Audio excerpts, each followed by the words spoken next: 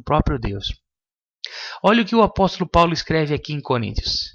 A circuncisão é nada, e a incircuncisão nada é, mas sim a observância dos mandamentos. Isso aqui o apóstolo Paulo estava querendo nos ensinar que o fato de você ser circuncidado ou não, não importa. Porque tem aquela questão que o povo judeu julgava porque a pessoa era incircuncisa, né? Ela não era circuncidada. O que é também mas era a crença dos judeus. Então, o que Paulo está explicando aqui? Ser circuncidado ou não ser circuncidado, para Deus não tem valor algum. Mas para Deus o que importa é o quê? A observância dos seus mandamentos. Está vendo que coisa maravilhosa, né? Vamos ver aqui. Bom, isso aqui a gente já leu, que é a passagem de Jesus e o jovem rico, né? Onde ele diz: se queres, porém, entrar na vida, guarda os mandamentos. Vamos ver aqui agora 1 João 2, nos versos 3 e 4. E nisto sabemos que o conhecemos. A quem? A Deus.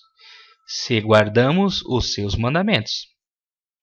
Olha o que João escreveu a respeito dos mandamentos de Deus, amados. Aquele que diz, eu o conheço, se você diz, eu conheço a Deus, e não guarda os seus mandamentos, você é mentiroso, e nele não está a verdade. Então, não adianta, amado, nós dizer por aí que nós conhecemos a Deus, se nós não guardamos os seus mandamentos. Tá vendo? Foi o próprio João que escreveu. Aquele que diz eu o conheço e não guarda os seus mandamentos é mentiroso, e nele não está a verdade. Tremenda essa passagem, né? Vamos ver aqui outra citação. Porque deixando o mandamento de Deus, retendes a tradição dos homens, como o lavar dos jarros e dos copos, e fazeis muitas outras coisas semelhantes a essa. Isso aqui é uma advertência. Isso aqui é uma advertência escrita lá em Marcos. Por quê? Se você deixar de seguir literalmente os 10 mandamentos que Deus deixou para toda criatura, porque aqui não estou falando de povo, estou falando de criatura. Se você é criado à imagem e semelhança de Deus, se você é filho de Deus, você tem que guardar os mandamentos. Porque se você deixar de guardar, você vai acabar o quê? Reter ou guardar tradições de homens, que não tem valor nenhum diante de Deus. Então, essa é a explicação desse texto. Se a nossa segurança de nós não retermos ou não ficarmos debaixo de tradição de homens é guardar os 10 mandamentos de Deus. Mais uma citação de 1 João aqui, olha que interessante. Porque este é o amor de Deus. Olha que profundo isso aqui, né? Porque este é o amor de Deus, que guardemos os seus mandamentos. E os seus mandamentos não são pesados. Está escrito lá em 1 João 5,3. Coisa tremenda, né? Porque este é o amor de Deus. Esse é o amor para com Deus, amado, tá vendo? Nós temos que guardar os seus mandamentos e eles não são pesados. Aqui Jesus foi que disse essa passagem aqui, ó, agora. Se me amais, guardareis os meus mandamentos.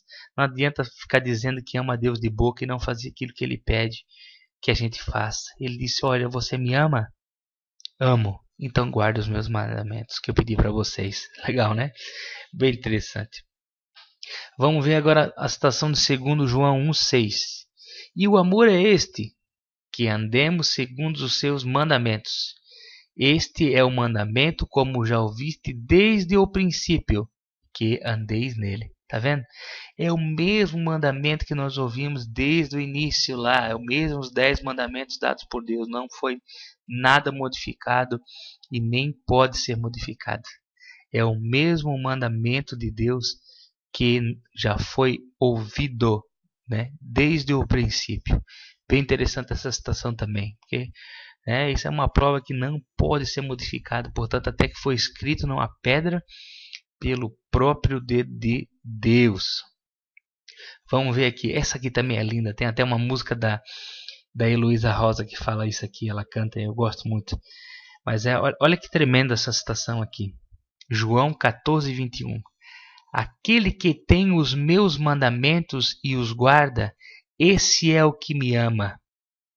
Aleluia, Deus, aleluia por isso.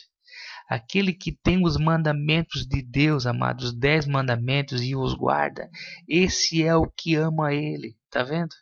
E aquele que me ama será amado por meu Pai. Visto? Aquele que ama a Jesus também será amado pelo Pai, no caso, que é o Criador. E eu o amarei, disse Jesus, e me manifestarei a Ele. Que coisa poderosa. João 14, 21. E tem mais uma citação aqui, antes de nós entrarmos nessa aqui, que é bem interessante. Paulo escreveu: e assim a lei é santa, o mandamento santo, justo e bom. Que interessante, né? Isso é muito interessante. E eu deixei de propósito aqui essa citação, até coloquei em destaque aqui em amarelo, porque ela está lá em Apocalipse, e é o foco aí do nosso estudo dos últimos dias, né, amado? Até nós estamos nesse estudo do 8º rei.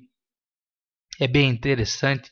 Eu até quero dizer para você, olha, não se contente. O contentamento não é algo de Deus. Se eu não me engano, foi o apóstolo Paulo que disse que nós não devemos nos conformar com este mundo, mas devemos renovar pelo nosso pensamento. Então, assim, ó, o que eu colocar aqui para você, amado, é muito pouco daquilo que você pode buscar. Busque vídeo, estude pela palavra, sabe? É muito interessante. A palavra de Deus é algo que ela é infinita, o conhecimento dela é infinito. Quanto mais você vai buscar, mais o Espírito Santo de Deus vai te encher, mais ele vai te mostrar as grandes verdades. Mas por que eu deixei essa citação aqui para o fim? Porque, amados, ela é muito importante e nós vamos ler ela agora. Bem-aventurados aqueles que guardam os seus mandamentos, os mandamentos de Deus, para que tenham direito à árvore da vida. Sentiu o peso? Felizes, vamos traduzir, felizes aqueles que guardam os mandamentos de Deus, para que tenham direito à árvore da vida. Para você ter direito à árvore da vida, você tem que guardar os mandamentos de Deus e possam entrar na cidade pelas portas. Amém? Está lá em Apocalipse 22, 14. Isso é para você ver, amado, a importância dos mandamentos de Deus. A grande tentativa de Satanás é dizer que nós não precisamos mais guardar, que isso faz parte da antiga aliança. Eu até vou fazer um vídeo aí muito em breve explicando o que é a antiga aliança e o que é a nova aliança. As pessoas confundem tudo. Eles colocam essa questão da lei como se a lei tivesse sido pregada por Jesus na cruz e não existe mais a lei, mas isso não tem base bíblica para isso, amado.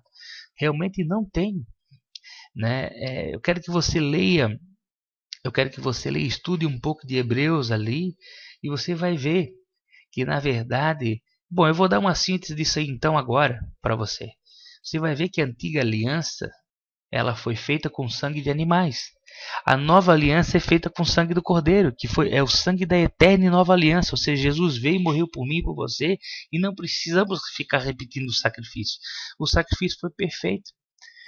Foi ali, quando Jesus fez o sacrifício, ele fez o sacrifício perfeito, ele apagou o nosso pecado, ele apagou a nossa transgressão.